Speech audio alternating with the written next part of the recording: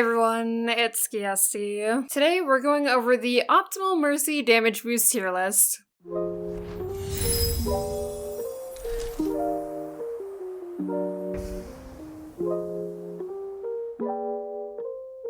Despite the placement of the heroes on this list, any hero is capable of being a good damage boost target. Some are just better than others. I'm only going to be talking about DPS heroes in this video, but I'll be making another video talking about tank and support synergy with Mercy. If you want to learn more about damage boost, make sure to check out the guide I made. Now, let's get started.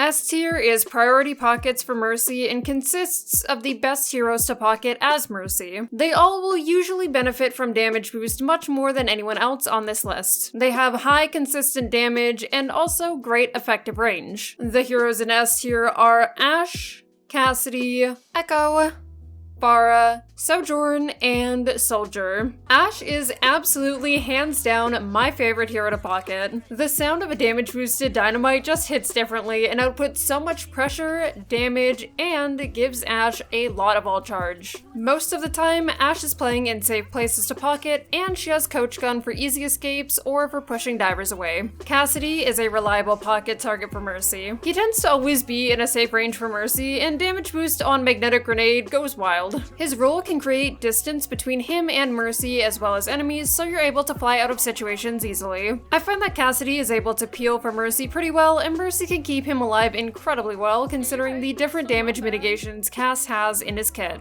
Quick note that damage boosting Cassidy's High Noon reduces the time it takes for him to lock onto targets. Echo has such a silly amount of burst damage. Her stickies and focus beams are hard to combat without Mercy, and with Mercy, it's just an absolute nightmare. With that said, if Echo is playing aggressively, she's likely to have some difficulty surviving without constant assistance. This also applies to Pharah, but Echo has to get closer to enemies for her focus beam, which puts her even more at risk. The one thing about Echo is that she can be a bit harder to follow since she's not able to fly as consistently as Pharah, so try to keep track of her flight so that you're able to keep up with her. On to Pharah. If I had to choose, I'd much rather pocket a Pharah over an Echo just because she's more reliable to follow and doesn't have to be as close to enemies as Echo's focus beam requires. You're able to play more consistently around rooftops and buildings as well, which helps keep you out of the enemy's line of sight. With Pharah, you're able to keep above the fights happening below at almost all times, and damage boost onto Pharah's rocket spam really adds up. If your team is running double flyer, I'd say that Pharah is a bit more vulnerable than Echo, so you can hang back with her unless Echo is aggressing or looking to burst down an enemy.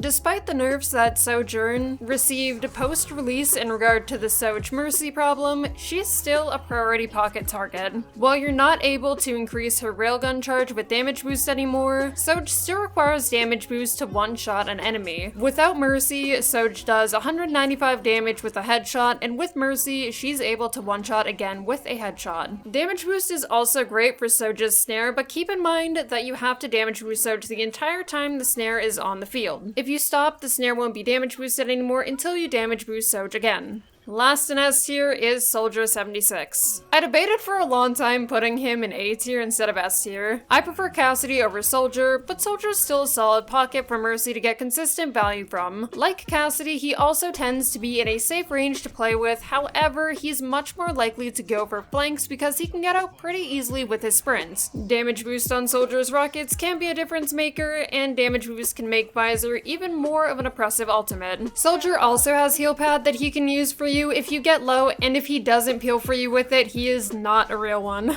Now you might be asking, what about when I have more than one S tier hero on my team? When this happens, I tend to prioritize the hero that is being more aggressive, who has better sight lines, who is taking angles, who has better range, who's performing better, or trying to catch when they're using key abilities to damage boost. However, if you want to simplify it even more, I'd say priority goes Flyers, then Ashe and Soj, then Cassidy and Soldier.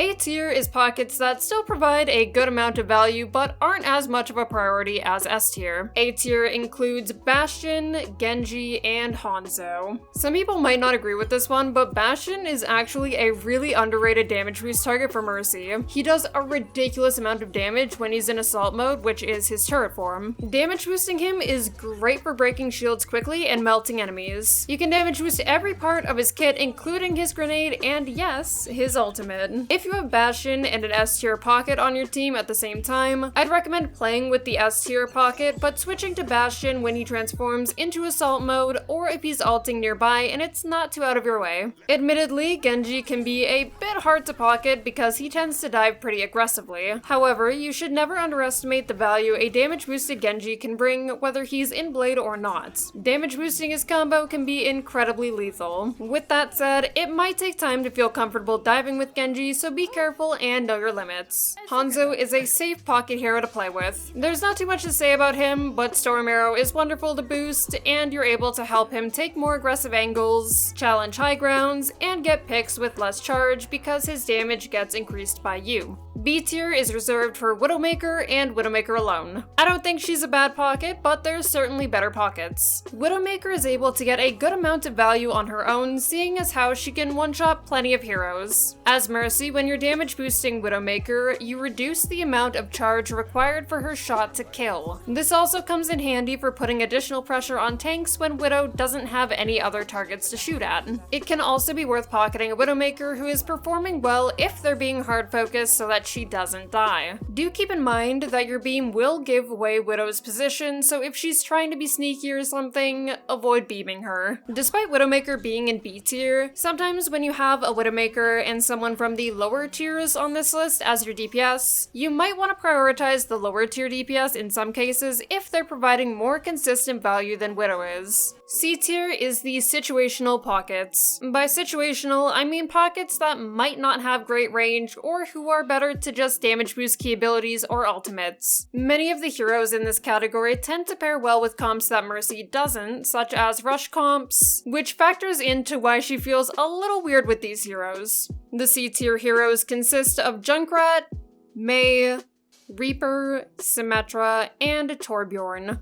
Junkrat thrives with damage boost in tight spaces or choke points because his spam is much more likely to get more value. Outside of that, there are other heroes that get much better value with Mercy unless you have limited options. He could be bumped up to B tier with Widowmaker in some cases, but I think his damage isn't exactly consistent enough to place him there. I don't really know how I feel about Mei with Mercy. Both her primary fire and secondary fire work with Mercy, but she has to be closer to enemies for her primary fire, which can be a little tougher for Mercy. As for her secondary fire, the Icicles, they don't have fall off, so they're good to boost, but dependent on the Mei's accuracy, which can cause inconsistency. Mercy also isn't able to beam or fly to Mei when she's in her ice block, and can potentially wall you off as well, which can make her a harder hero to safely pocket. Reaper is really dependent on range. He has to be really close to the enemy team to be as effective as possible, which doesn't really go great with Mercy. You can still help him out of tough binds or assist his aggression when it's safe to do so, but he's more situational because of his playstyle. If you're able to, damage boosting Reaper's ultimate can be quite lethal. One small note on Reaper is that when you damage boost him, it increases his lifesteal so you can heal him less and focus a bit more on damage boost, as long as he doesn't take too much damage. When Symmetra's beam is high charge, pairing her with a Mercy can have a lot of impact. However, the range on her beam is sort of short and can be tough to play that close. As for her secondary fire, damage boosting the spam it has in choke points or narrow spaces can bring plenty of value. Torbjorn is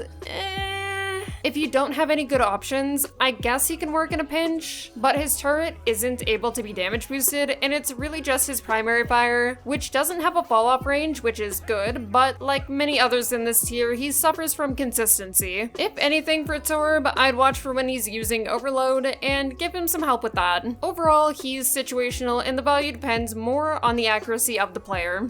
D tier is Mercy's worst pockets. These are heroes that I wouldn't really bother damage boosting or helping unless in rare situations. These D tier heroes are Tracer and Sombra. Tracer isn't that good of a damage boost target because she's likely to be spending a lot of time flanking in the enemy backline, so she's very frequently out of your range unless you want to risk your life, which you shouldn't do. I tend to only really help Tracer if she's blinking past me and needs healing, or she's close by me and can benefit benefit from a brief flick of damage boost for her primary fire, or if she's going to use her pulse bomb. This can also include if you're cleaning up a fight on point. Sombra is almost a basically never ever pocket hero. Your beam reveals her position when she's invisible, she's likely going to be spending a lot of time in the backline, and she can rely on her translocator or health packs to stay alive. Similarly to Tracer, I tend to only help Sombra when she's running past me and needs a bit of help, or if she translocates near me and needs some healing. If you're near each other or you're in bulk and you can safely assist her, you can damage boost her in the backline to try to burst down squishies. And that's all from me for now. I'd love to know what your favorite hero to pocket is, and remember to keep an eye out for the tank and support synergy video coming later. Thank you so much as always, and I'll see you next time.